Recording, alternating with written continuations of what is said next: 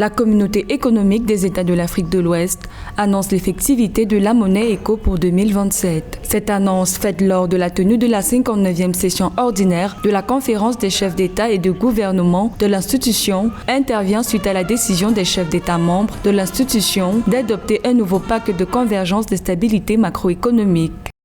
La nouvelle monnaie de l'espace CFA actuel entrerait en application en 2027. Cette date est assez lointaine, mine de rien. Ça fait 6 ans entre maintenant et là. Et entre-temps, il faut quand même savoir que la ZLECAf est en train de se développer et qu'il y a une émergence d'une monnaie plutôt panafricaine. Et donc, plein de choses peuvent arriver entre deux, mais je crois que la chose la plus importante, c'est qu'on essaie de faire une pression importante sur le CFA. En raison du choc de la pandémie de Covid-19, les chefs d'État avaient décidé de suspendre la mise en œuvre du pacte de convergence en 2020-2021. Selon des experts, l'un des grands défis à relever pour les États de la CEDEAO pour la concrétisation de ce projet réside dans la conciliation des intérêts économiques des pays membres. Toutefois, cette nouvelle feuille de route permettra à tous les pays membres de bénéficier de cette nouvelle monnaie une fois effective.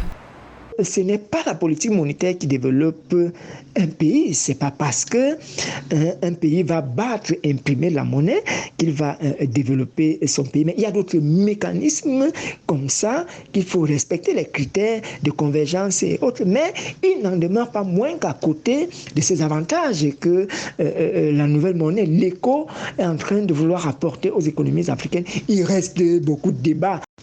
Alors, la première chose pour laquelle on peut déjà se féliciter, c'est qu'on a essayé quand même de calmer un peu la société civile avec les activistes qui essayaient de se plaindre sur la question de la souveraineté monétaire. Donc, de ce point de vue, la question est résolue.